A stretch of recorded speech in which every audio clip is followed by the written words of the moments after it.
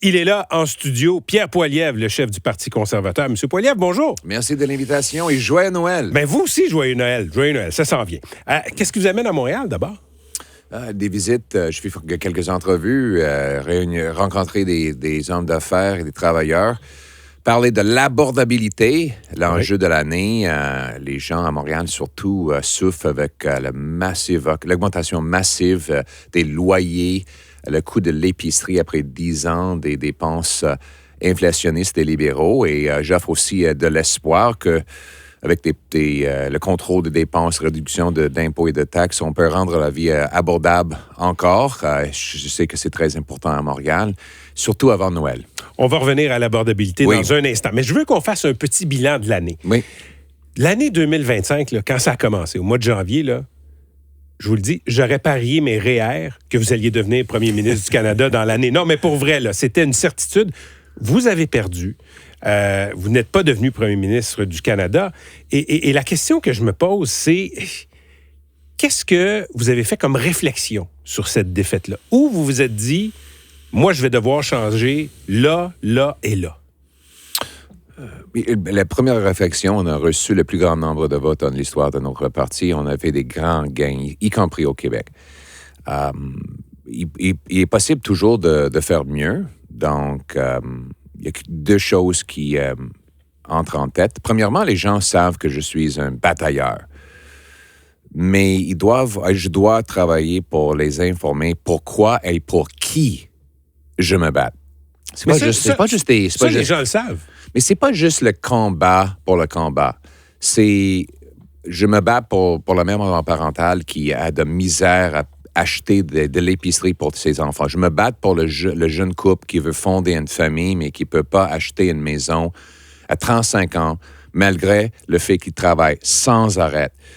Je me bats pour le jeune homme qui a dit que ses parents ont acheté leur maison pour 100 000 $ dans les années 90 et maintenant, sur son roue, ça coûte 1 million $. Il m'a dit hier soir à Laval, j'ai aucune idée ce que je vais faire pour mon avenir.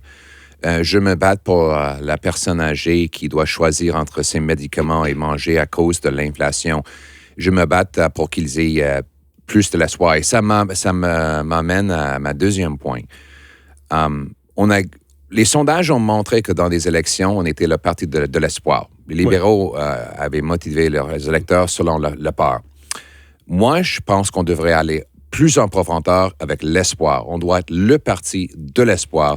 Parce que si les gens ont de l'espoir que les choses peuvent améliorer, devenir plus abordables et sécuritaires, ils vont voter pour nous. Mais s'ils acceptent que ça ne va jamais changer, ça va rester la même, les libéraux vont gagner. Je vous posais la question de ce que vous allez devoir changer pour devenir PM, M. Poilievre, parce que ce que vous me dites là, ce que vous m'avez répondu, je l'ai entendu souvent, avant la campagne, pendant la campagne, mais clairement, les Canadiens ont décidé qu'ils aimaient vos politiques parce que Mark Carney vous les vole, mais il ne vous a pas choisi, par contre. Je reviens là-dessus. Y a-t-il quelque chose que vous avez regardé dans le rétroviseur et vous vous êtes dit, là-dessus, là, je me suis trompé? Peut-être une question de style? Peut-être il y a toujours beaucoup de choses qu'on doit s'améliorer, on doit améliorer, et on va continuer d'améliorer. Mais j'ai mentionné le fait les gens ont besoin d'un batailleur, mais ils doivent savoir c'est quoi la motivation, c'est quoi la raison d'être de ce batailleur-là. Et il faut communiquer que c'est un combat pour rendre la vie abordable, pour donner aux gens de l'espoir pour l'avenir. Et moi, je veux me concentrer à ça. Certains me disent, vous avez parlé de l'abordabilité et vous n'avez pas gagné des élections. Donc, arrêtez de parler de l'abordabilité. Mais ça marche pas. C'est ridicule. Ça touche tellement de gens. Exactement. Je dois me battre pour ces gens-là. Je dois leur donner de l'espoir et je vais continuer de le faire. Si vous étiez premier ministre, si vous aviez gagné à la fin du mois d'avril, en termes d'abordabilité, qu'est-ce qui serait différent pour les Canadiens dans leur vie quotidienne, dans la vie pratique des Canadiens et des Québécois? Mais l'épicerie serait beaucoup moins chère. Votre élection aurait fait baisser la facture? Ça aurait beaucoup moins que maintenant, parce que depuis Carney est arrivé au pouvoir, le prix des épiceries a explosé. C'est 4,8 % pour augmentation le mois dernier. Et c'est à cause des taxes qu'il impose. Sylvain Charlebois, le professeur de nourriture de Dalhousie, il prévoit que l'année prochaine, les Canadiens vont devoir payer un autre 1 000 $ par année. C'est 17 600 $. Moi, j'éliminerais tous les taxes cachées qui augmentent le coût de production de nourriture. La taxe industrielle de carbone, la taxe d'emballage. C'est pas une question des pailles en plastique, c'est l'emballage que les libéraux sont en train de bannir. Ça cause la nourriture d'être ruinée 4 jours plus vite et ça coûte $1 milliard plus pour les consommateurs. La taxe sur l'essence qu'ils ont augmenté, ça augmente le coût de production pour les fermiers, pour des camionneurs qui livrent notre nourriture. Et finalement, le déficit. Il ne faut pas oublier, quand le gouvernement a un déficit de 78 milliards de dollars, c'est l'impression de l'argent. C'est le plus grand déficit. Il y a une pression. C'est le plus grand déficit dans l'histoire du pays. Tout l'inflation, c'est un phénomène monétaire. Donc, quand on imprime de l'argent, on gonfle le prix. Moi, j'aurais coupé le déficit pour réduire le coût de la vie. Le déficit aurait été de combien si on était présentement avec un gouvernement Poilievre? Il y en aurait eu un d'abord, là. Un déficit libéral hérité que j'aurais réduit probablement autour de 20 ou 30 milliards de dollars en trajet pour l'élimination. Au lieu de le contraire, ce qu'on voit, c'est que le déficit de Carney, c'est plus grand que le déficit laissé par Justin Trudeau, 2 fois plus grand. Où vous auriez coupé? La bureaucratie, les consultants, l'aide à l'étranger. L'aide à l'étranger aussi? Absolument. Il me semble que c'est une bonne chose d'aider les pays les plus pauvres. Moi, j'aimerais aider notre propre pays. On a 2,2 millions de personnes qui doivent aller à une banque alimentaire, 700 000 enfants, un nombre de personnes qui ont doublé, les jeunes qui ne peuvent pas payer leur loyer. On a 25 % de nos enfants qui vont à l'école, qui ne mangent pas à leur faim, selon le gouvernement. Moi, j'aimerais prendre soin des Canadiens d'abord pour faire changement. C'est assez de lancer notre argent à travers le monde quand on ne peut pas nourrir nos propres maux. Et finalement, les réfugiés, les fausses réfugiés, on lance l'argent aux fausses réfugiés, souvent les criminels. Je vais couper ça aussi.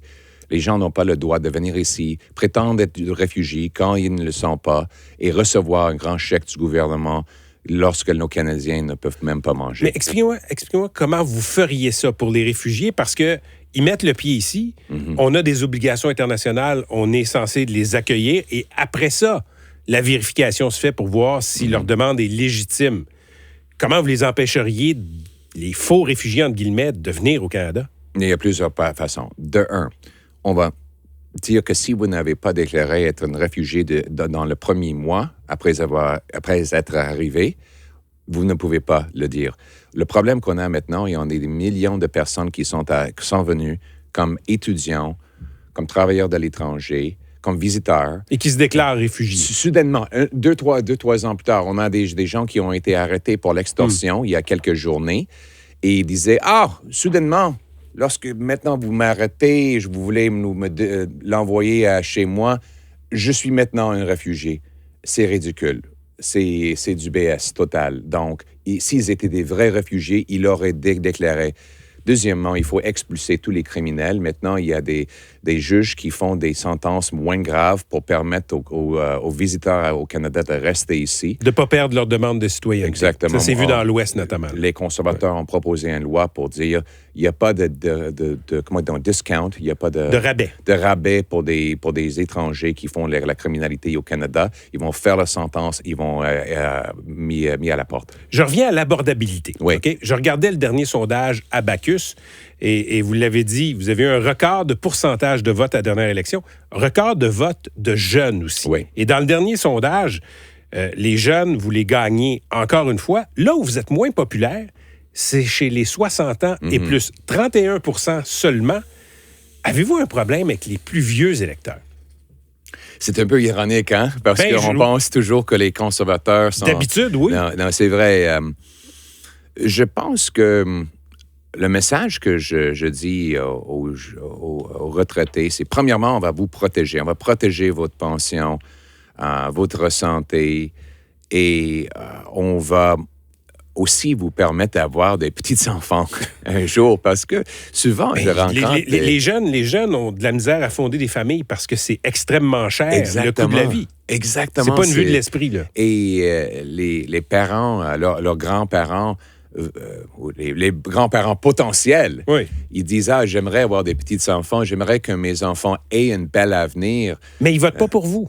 On va les convaincre que on est le parti de l'espoir pour eux et pour les jeunes. Mais pensez-vous que les boomers, comme on les appelle, se disent Poilievre va être trop en faveur des jeunes et ça va toucher mon portefeuille? Pensez-vous que les plus vieux se disent ça en vous regardant?